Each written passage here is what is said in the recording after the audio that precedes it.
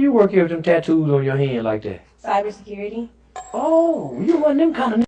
Yeah. Okay, I'm sorry. Miseducated. Okay, I'm sorry. Why you looking at me like that? That thing fat.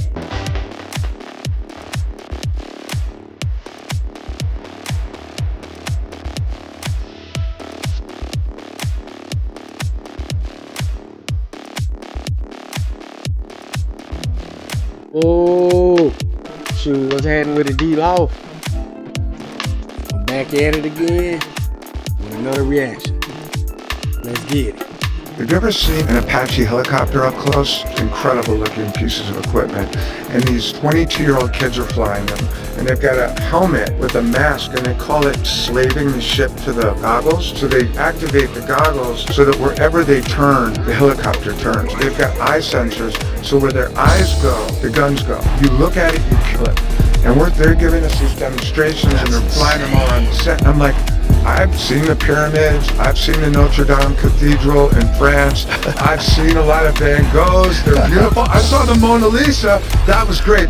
Seeing this fucking helicopter turning as the guy's head turns with the weapon systems, I'm like, who's building cooler shit than this? Have you ever seen an Apache helicopter up close?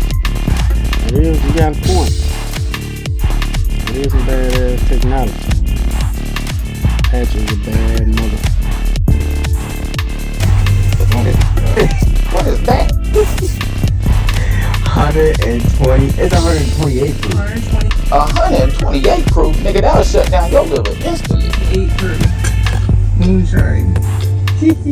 Oh, this nigga think this shit a game. Alright, drink that shit if you want. See if you can say hee again. Damn.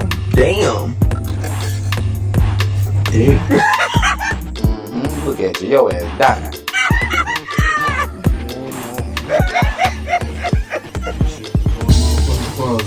Don't just put that shit in your closet. Get that shit pulled over drunk. One shot of that make a nigga never want to drink. Yeah. What is that? 100. Hell nah, boy. Goddamn gasoline. E85.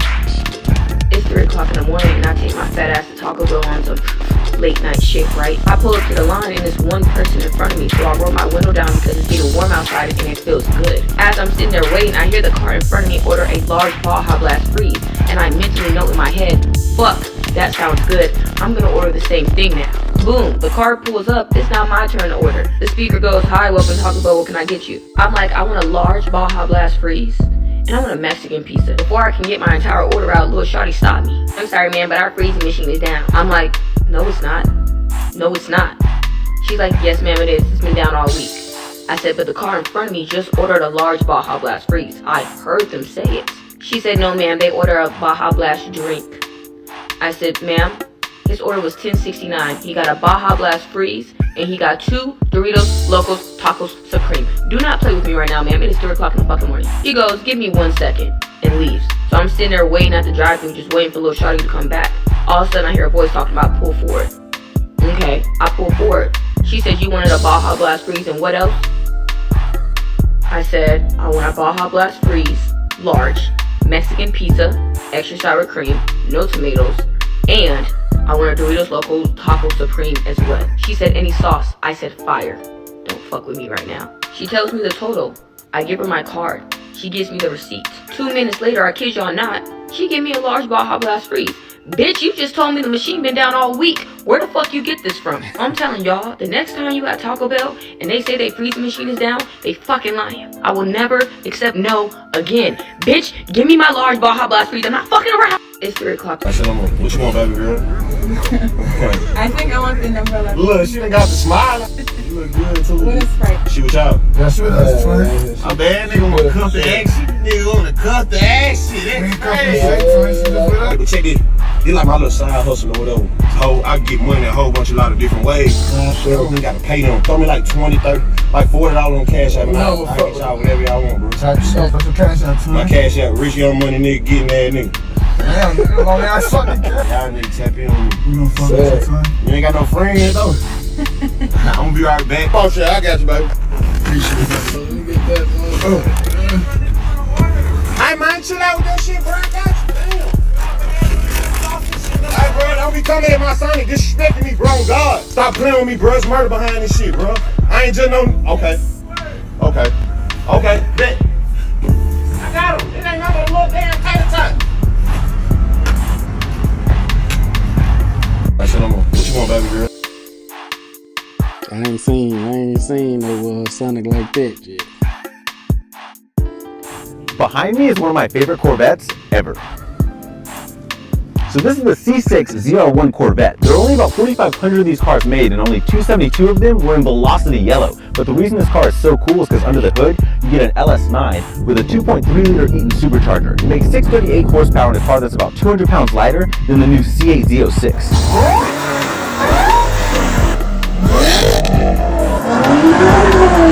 But the best part is if you close this carbon fiber hood, you have a glass panel that lets you see the supercharger. You also get these massive 15.7-inch carbon ceramic brakes, which this definitely needed because it was the first Corvette to go over 200 miles an hour. In the back, you get some of the most iconic Corvette taillights, and it even has a really good amount of space. In a lot of C6 Corvettes, you can take the roof off, but you can't in the ZR1 for rigidity reasons and to lower your center of gravity. It's made of carbon fiber. Inside it says ZR1 on these heated bucket seats. I get analog gauges, a head-up display, a 6-speed manual, a manual handbrake, and behind my touchscreen, I get a hidden CD player. And big thanks to Christian for reaching out to me to film this ZR1. Christian, do you have any words for the people? This thing is freaking awesome. Yes, it is. All Vets are awesome. Get you one. Now, a lot of people may not have learned the real proper way of making a fist, and I'm going to share some history with you. Well, first of all, you should roll your fingers up to where you cannot see your fingernails. Okay, now this is very important. The wrapping of the thumb. This is the way we wrap our thumb. Now, there's a mechanics to this thumb, even though it seems innocuous, but the first way in Okinawa-te, the beginnings of karate, the fist was this way. And what was important about that is because stabilizing the wrist, utilizing there's a muscle called the flexor pollicis longus, that this engaged, if you see my forearm, this locks in the support tendons and muscles that stabilize the wrist. Very important, because you don't do this, your wrist is not supported. So that's why a lot of people wrap their wrist. Now, a lot of people may not have learned the... That's some good information. Y'all should definitely listen to Michael J. Or John, however you say it. He a real martial artist. I don't understand why we're here, because you all, for the longest time, as long as I've been alive, and I'm the son of 2 Republicans, so I've heard this in my household a lot, you're the party of free markets. You believe that Democrats regulate too much, but you've hauled these 3 here to tell them you don't like how they're investing in the free market. You don't like how women make decisions about their bodies, and so you're banning abortions. You don't like how families make decisions to get pregnant, so you're banning IVF. And now you don't like when businesses invest in climate projects. And by the way, it's a little bit ironic because you have done nothing, as long as I've been in Congress, to mitigate against climate chaos. You've contributed by doing nothing to make the risks higher. These folks go out and, in their own investments, mitigate against the risk, make money for the people who work for them, and now you're saying they shouldn't do that. I don't understand why we're here, because... Politics. Why y'all nails and toes ain't done? My dog don't love me nails. I was trying to see. Oh my god, it is. You put them clothes on, you wanted everybody to see it. I had to put it on for you so you can see it. I can't see it that way, how I'm trying to see it. How you gonna see it? Why y'all nails and toes ain't done? Boy, them 2 clowns, they're Charleston and Woody. 2 clowns. He right though. She wore that. She looked in the mirror. You want to know the Lil Jon story? Mm-hmm. I don't know, mid-90s. He's an employee at So Def. And he's over there producing songs. I think one of the ones I always remember is that My Boo song. He worked for Jermaine Dupri, got an office over there and shit. But he's also a DJ around Atlanta. And when he DJ'd, it was just different. He started DJing and he's playing records, but he's talking. And then next thing you know, he got the crowd saying shit. It turned into a fucking concert by a DJ. And then he put this record out, who you with, get crunk, who you with, who you with. Just a bunch of fucking chants. To the flow, get luck, to the flow. And I pull up on him, and I'm like, bro, you need to let me do a remix to that. Like, put some raps on it. And he's like, nah, that song already came and went. He's like, let's make some new shit. So he pulled up to my studio one day and left me a song that ended up being Couldn't Be a Better Player. The song blew up, and then he's in a situation with an independent label in Atlanta. He said Lil Jon owed him some money.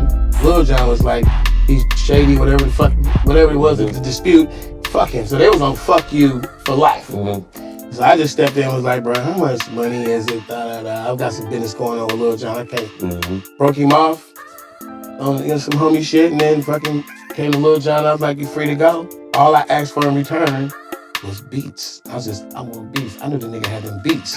So for life, he slid me Shake That Monkey, which lasts forever. And the very next year, he gave me Blow the Whistle. You know, those are the type of things, man, when you coming up in the game. And when you recognize somebody with the game, just give them a stepping stone, give them some more game, give them a chance, give them opportunity, something. You want to know. That's lit. That was too short. Yeah, that was too short. Alright, D-Law, we made it through another one. Your boy about to sign out. Don't forget to like, comment, and subscribe.